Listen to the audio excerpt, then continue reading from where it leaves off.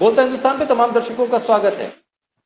अंबेडकर इस देश के लिए आज भी सम्मान के पात्र हैं, संविधान के निर्माता हैं और एक बहुत बड़ी आबादी के लिए उन्होंने जो काम किए, वो तो पूरे भारत के लिए उन्होंने संविधान रचकर एक बहुत बड़ा उपहार दिया है। लेकिन खासतौर पर दलित समुदाय, वंचित शोषित समुदाय, वो अंबेडकर के भीतर एक भगवान की तलाश भी करता है।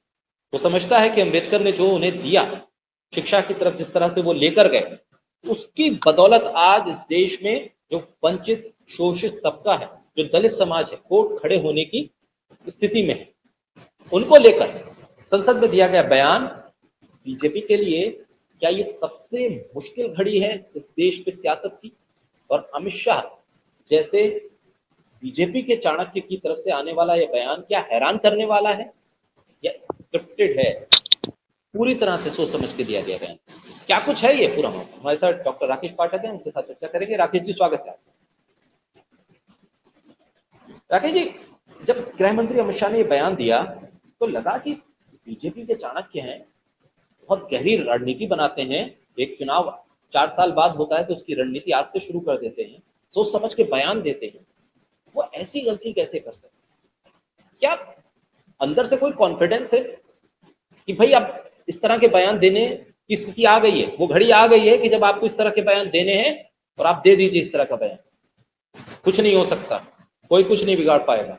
क्या ये अंदर से कुछ चल रहा था या फिर एक बयान दे दिया अमित शाह ने फ्लो में और वो मुश्किल खड़ी कर गया? देखिए शाकर जी, इसमें दोनों बातें हैं। आपने बिल्कुल ठीक कहा कि बीजेपी बहुत सोच समझ कर हर काम करती है, रणनीति बनाती है। 4 साल बाद होने वाले चुनाव की तैयारी अभी से कर, लेकिन इसके पीछे अचानक हुई गलती नहीं, अनायास कुछ निकल गया हो अमित शाह के मुंह से, ऐसा नहीं। मूलतः राष्ट्रीय स्वयंसेवक संघ और भारतीय जनता पार्टी दलित, आदिवासी, पिछड़ों की विरोधी है। उनकी जो मूल विचारधारा है, उनका जो पितृ संगठन है राष्ट्रीय स्वयंसेवक संघ, वो अपनी स्थापना के दिन से आज तक सवर्ण पुरुष सत्तात्मक प्रभाव वाला, उसको मूल में रखकर विचार करने वाला एक संगठन है। सबको पता है संघ के संस्थापक क्या बात करते थे, दलितों के लिए, आदिवासियों के लिए, पिछड़ों के लिए, महिलाओं के लिए। दूसरे गुरु सरसंघ चालक गुरु गोलवालकर, उनके क्या विचार थे वो भी सबको मालूम है। संविधान को लेकर राष्ट्रीय स्वयंसेवक संघ की क्या अवधारणा है, क्या सोच है, वो भी दुनिया के सामने। जितना ये लोग ये दावा करते हैं कि संविधान का सम्मान करते हैं, अंबेडकर का सम्मान करते हैं, उतना ही इनका पाखंड सामने आ जाता है। गुरु गोलवलकर का लेख, पांचजन में लिखा हुआ अग्रलेख ऑर्गेनाइजर में जमा दीजिए, संविधान की स्थापना से पहले सब चीजें प्रमाण सहित मौजूद है। तो जब अमित शाह ये कहते हैं, अंबेडकर का नाम लेते हुए एक तरह से मखौल उड़ाते हैं कि अंबेडकर का नाम लेना फैशन हो गया, तो समाज को और देश को, विपक्षी दलों को ये अधिकार है कि अमित शाह और बीजेपी को बताएं कि अंबेडकर का नाम लेना फैशन नहीं है। अंबेडकर इस समाज के बहुत बड़े तबके के लिए मुक्तिदाता की तरह है। उन्हें अंबेडकर ने बराबरी का दर्जा दिलाया, उन्हें समाज में स्थान दिलाया था। जिस देश में सार्वजनिक पेयजल की जगहों पर, नदियों पर, कुएं और गावड़ियों पर कुत्ते बिल्लियों को पानी पीने की इजाजत थी, लेकिन दलितों को नहीं। अंबेडकर साहब ने महाड़ सत्याग्रह किया था। तो कुल मिलाकर वहां से शुरू हुआ उनका संघर्ष, संविधान की रचना में उनकी भूमिका, ये सब चीज भारतीय जनता पार्टी को रास नहीं। इसलिए जो कुछ उनकी जुबान पर आया असल में उनके मन में, उनके भीतर। आपको याद होगा भी 2024 के चुनाव से पहले, चुनाव के दरमियान बीजेपी के कितने नेता ये बात कर रहे थे, 400 सीट दिलवा दीजिए, संविधान बदल दें। पूरी विचारधारा, पूरा विचार परिवार आरक्षण का विरोधी है। आप सोशल मीडिया के सारे प्लेटफॉर्म देख लीजिए, उनके हैंडल्स देख लीजिए, कौन लोग हैं जो ट्विटर पर आरक्षण, ट्विटर पर, फेसबुक पर, इंस्टाग्राम पर आरक्षण के खिलाफ अभियान चलाते हैं। ये वही लोग हैं ना जो बीजेपी, आरएसएस या मोदी के समर्थक हैं। इसलिए आज की तारीख में आपने जो बाद में कहा कि क्या सचमुच में बड़ा संकट है, तो मैं बहुत स्पष्ट कह रहा हूँ, भारतीय जनता पार्टी के लिए और खुद मोदी शाह के लिए ये 12 सेकंड का उनका बयान आफत बन चुका है। इससे निकलने का रास्ता उन्हें सूझ नहीं रहा, और जो कुछ वे कर रहे हैं संसद परिसर में, भीतर या बाहर, वो और भारी पड़ेगा। जी शाकिर, राकेश जी, जिस तरह से ये बयान दिया गया, आपकी आवाज थोड़ी कम आ रही, थोड़ा लाउड। राकेश जी, जिस तरह से ये बयान दिया गया और इस बयान के बाद जिस तरह से प्रधानमंत्री का ट्वीट आए, एक के बाद एक, हमने देखा कि मणिपुर पर प्रधानमंत्री का ट्वीट नहीं आता है, किसानों की मौत पर प्रधानमंत्री का ट्वीट नहीं आता है। ये स्थिति क्या आ गई बीजेपी के सामने? ये कौन सी घड़ी है कि प्रधानमंत्री स्वयं आकर ट्वीट करें, और गृह मंत्री की हैसियत से शायद ये पहली प्रेस कॉन्फ्रेंस अमित शाह करें, वो भी अपने डिफेंस में आकर करें। ये बताएं, वो उस पर नहीं कर रहे हैं कि भाई कनाडा में क्या आरोप लगे हैं गृह मंत्री पर, वो इस पर नहीं कर रहे हैं कि अमेरिका में क्या कुछ हो रहा है, वो इस पर कर रहे हैं कि मैंने जो बयान दिया वो क्यों सही है। आप स्थिति समझिए कि इस देश के गृह मंत्री और प्रधानमंत्री को पहली बार आना पड़ा ट्विटर के जरिए और प्रेस कॉन्फ्रेंस के जरिए, तो क्या ये पॉलिटिकली एक तरह से ब्लंडर हो गया है?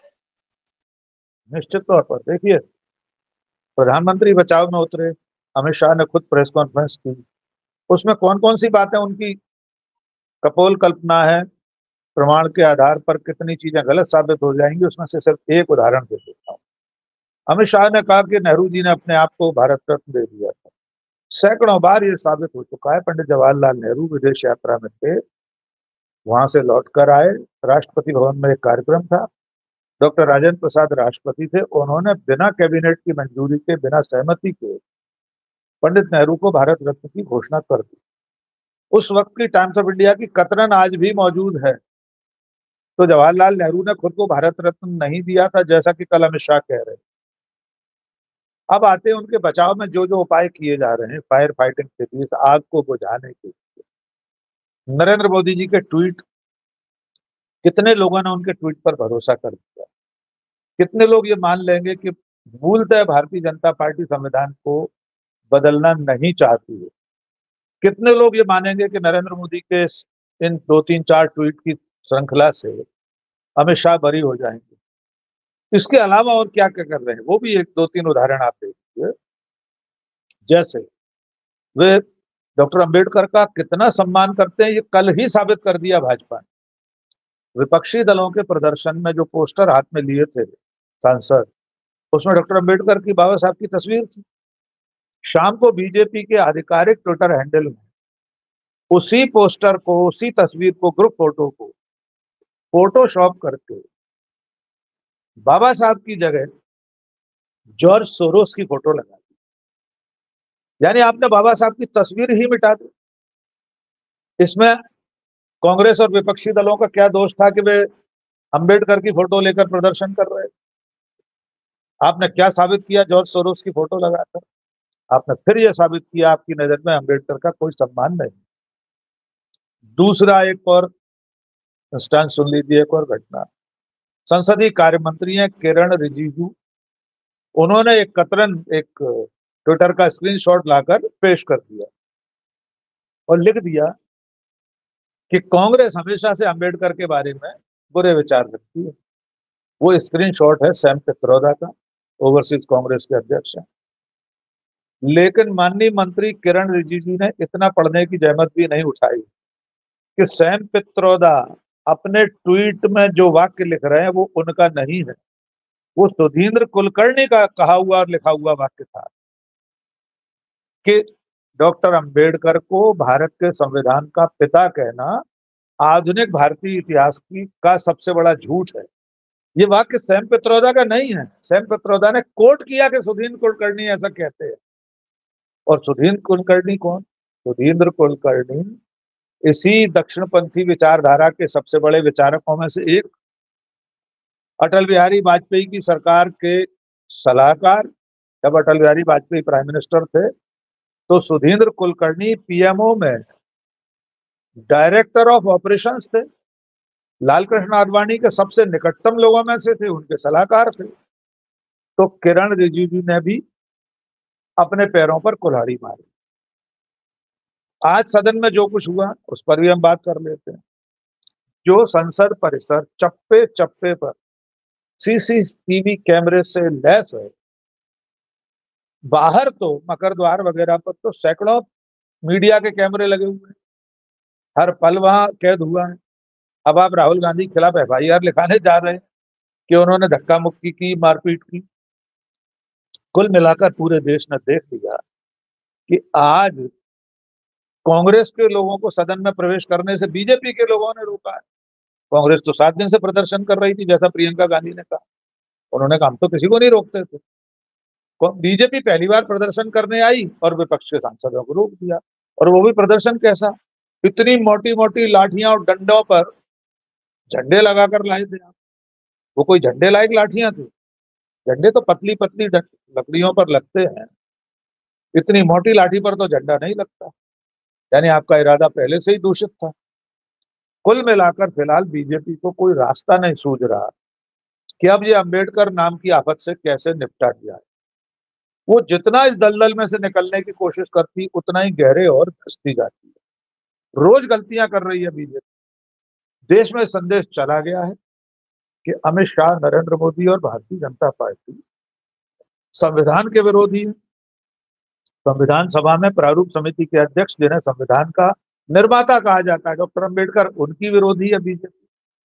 अब वो जितना भी इस दाग को छुपाने की कोशिश कर रही है, उतना ये दाग गहरा होता जा रहा है। शाह जी, राकेश जी, जिस तरह से ये पूरा मामला सामने आया, उत्तर से लेकर दक्षिण तक कर्नाटक विधानसभा की तस्वीरें देखें तो अंबेडकर ही अंबेडकर नजर आ रहा है। ऐसे में नीतीश कुमार, चंद्रबाबू नायडू, जिनको अरविंद केजरीवाल ने चिट्ठी भी लिखी है इस पूरे मुद्दे पर, और साथ ही बीजेपी के दलित सांसद, वो सांसद जो रिजर्व सीटों से बीजेपी के सिंबल पर जीत के आए, उन पर किस तरह का प्रेशर है, और अगर वो प्रेशर काम कर गया तो फिर क्या कुछ सियासत में आप देख रहे हैं कि बीजेपी इस पूरे मुद्दे पर या तो अमित शाह माफी मांगे, या प्रधानमंत्री उनका इस्तीफा लें, या फिर बीजेपी अप्रोच करे जो एग्रेसिव राजनीति वो करती रही है कि मुद्दे को छोटा बताया और उसकी जगह कोई नया मुद्दा लाकर खड़ा कर दिया जाए। क्या नजर आ रहा है? देखिए, आज की कोशिश तो सदन के बाहर की जो तस्वीरें हैं, जो वीडियो है, वही रही थी कि अंबेडकर का मुद्दा हाशिए पर चला जाए और मुख्य पृष्ठ पर आज की ये घटना आ जाए। सांसद आईसीयू में भर्ती हैं, अनुराग ठाकुर बांसुरी स्वराज रिपोर्ट लिखाने जा रहे हैं संसद में, थाने में राहुल गांधी को आरोपी बनाया जा रहा है। ये विषयांतर करने की कोशिश है, मुद्दे से देश को विमुख करने की कोशिश है, लेकिन वो इसमें वे सफल होते हुए दिखाई नहीं दे रहे। अब जहां तक सवाल पहले पार्टी के भीतर की बात कर लें उनकी, फिर बाहर की करें। भारतीय जनता पार्टी के 240 सांसदों में बड़ी संख्या दलितों की, रिजर्व सीट्स वाले हैं, आदिवासी हैं, कुछ ऐसे भी हैं जो सामान्य सीटों से चुनकर आए हुए हैं, लेकिन दलित हैं, आदिवासी हैं, पिछड़े हैं। वे सब भीतर ही भीतर कितने उद्वेलित हो रहे होंगे, कितने पीड़ित हो रहे होंगे, ये उनकी पीड़ा वे ही जानते होंगे। हम और आप समझ भी नहीं सकते उसे, क्योंकि वे अच्छी तरह जानते हैं भारतीय जनता पार्टी में वे हैं, उसके टिकट पर सांसद हैं, मंत्री हैं। जैसे मुसलमान हैं, मुख्तार अब्बास नकवी हो या सैयद शाहनवाज हुसैन हो, वे बहुत अच्छी तरह जानते हैं कि वे जिस पार्टी के सदस्य हैं, जिस पार्टी से सांसद बनकर वे मंत्री तक रहे हैं और इस वक्त बिल्कुल हाशिए पर, वे जानते हैं कि वे जिस पार्टी में, वो पार्टी पूरी तरह से मुसलमानों की है। इसी तरह दलित, पिछड़े और आदिवासी भी जानते हैं कि वे जिस भारतीय जनता पार्टी में, वो अपने मूल में, अपनी अंतरात्मा में उनके विचार की विरोधी है, उनकी जो समाज में हैसियत है उसकी विरोधी। अब रहा सवाल बाहर का, जिसमें नीतीश कुमार और चंद्रबाबू नायडू, तीसरी मायावती भी जोड़ दी। बहन जी शुरू में तो कुछ नहीं कह रही थी, आज उन्हें यह बयान जारी करना पड़ा है कि अंबेडकर का अपमान बर्दाश्त नहीं होगा, क्योंकि बहुत बड़ी संख्या है दलितों के वोट्स की, आदिवासियों की, पिछड़ों की, और अंबेडकर का अपमान समाज के इस 85%, 83% तबके का अपमान। इसलिए मायावती को भी बोलना पड़ा है। बचे अब कौन? चंद्रबाबू नायडू और नीतीश कुमार। इन्हें आज ना कल बोलना ही पड़ेगा, भले ये उस एक्सटेंट तक अभी न जाएं, उस सीमा तक न जाएं कि बीजेपी से या इस सरकार से समर्थन वापस ले, लेकिन उन्हें इतना तो कहना ही पड़ेगा कि डॉक्टर भीमराव अंबेडकर का अपमान स्वीकार नहीं किया जाएगा। नीतीश कुमार तो पिछड़ों के ही नेता हैं, वे हमेशा दलित अधिकारों की बात करते रहे, वे कब तक खामोश रहेंगे? चंद्रबाबू नायडू भी बहुत ज्यादा समय तक इस मुद्दे पर खामोश नहीं रह सकते। तो बीजेपी के सामने अंदरूनी और बाहरी दोनों तरह की चुनौती। पहले वो बाहर से निपट रही है अभी, लेकिन जल्दी ही उसे भीतर से भी चुनौती मिल सकती है। हो सकता है किसी दिन बीजेपी का कोई सांसद कह दे, दलित सांसद, कि अमित शाह का ये बयान ठीक नहीं था। इतना कहना भी पर्याप्त होगा, पार्टी के भीतर के असंतोष को व्यक्त करने के लिए इतना पर्याप्त होगा, और वो समय कभी भी आ सकता है। राकेश जी, आखिर ऑप्शन क्या है बीजेपी के? इस मुद्दे से दिमाग लोगों का डाइवर्ट वो कर नहीं पा, कोशिश भरपूर है, फिर बचा क्या बीजेपी के पास? ऑप्शन क्या दिख रहे हैं आपको? और अगर गृह मंत्री सिर्फ खेद भी जता दें या माफी भी मांग लें, माफी जैसे शब्दों का कोई और रूपांतरण लाकर उन शब्दों को दोहरा दें, तो ये कितनी बड़ी हार के तौर पर देखा जाए? देखिए, बीजेपी जानती है कि अब उसके पास कोई चारा नहीं। जहां तक हम लोग गृह मंत्री के इस्तीफे की बात कर रहे हैं, तो वो मैं उसको नहीं मानता कि नरेंद्र मोदी अभी इतने कमजोर हुए हैं कि उन्हें अमित शाह का इस्तीफा लेना पड़ेगा, और अमित शाह खुद इस्तीफा नहीं देंगे, ये बिल्कुल तय है। 2014 में जब सरकार बनी थी एनडीए की, तब का एक बयान आपको याद होगा राजनाथ सिंह का। उन्होंने कहा था ये एनडीए है, यहाँ इस्तीफे नहीं होते। जैसे भी हो चुके हैं उसके बाद इस्तीफे, ऐसा नहीं है एमजे अकबर का इस्तीफा लेना पड़ा था मी टू में। जैसे तो उसके पीछे एक वजह ये भी हो सकती है कि वे मुसलमान थे, तो एक बलि का बकरा मिल गया। लेकिन फिलहाल मैं ऐसा नहीं मानता कि नरेंद्र मोदी अमित शाह से इस्तीफा मांगेंगे या अमित शाह इस्तीफा देंगे। अब दूसरा रास्ता बचा खेद प्रकट करने का या माफी का। वे अगर खेद भी प्रकट करेंगे तो उसे माफी के रूप में ही लिया जाएगा, और एक बार फिर पूरा सोशल मीडिया और देश यही फैला देगा कि एक और माफी वीर बने अमित शाह। सावरकर भी माफी वीर थे, अमित शाह भी माफी वीर थे। इसलिए उनके पास कोई रास्ता नहीं है। ज्यादा आसान रास्ता उनको यही दिखाई देगा कि अंत में खेद प्रकट कर दें, किंतु परंतु के साथ कुछ घुमा फिरा के, अगर किसी की भावनाएं आहत हुई हैं तो मैं खेद व्यक्त करता हूं, अगर किसी को बुरा लगा है तो मैं माफी मांगता हूं, या अगर मगर लगा के भी माफी मांग सकते हैं।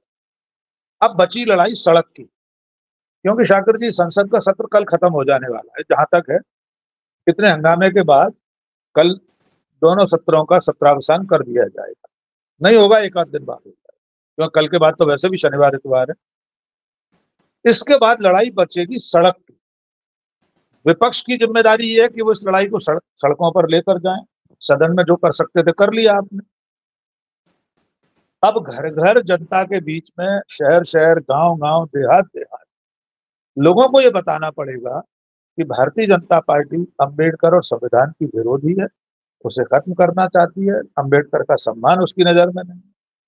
इससे बचने के उपाय बीजेपी को भी करने पड़ेंगे, उसे भी सड़कों पर जाना पड़ेगा, उसे भी घर घर, गांव गांव, गली गली जाकर बताना पड़ेगा कि नहीं, हम तो अंबेडकर का सम्मान करते हैं, हम संविधान के पक्ष में हैं। अंतिम जिम्मेदारी अंतिम पायदान पर आकर जनता की बचेगी।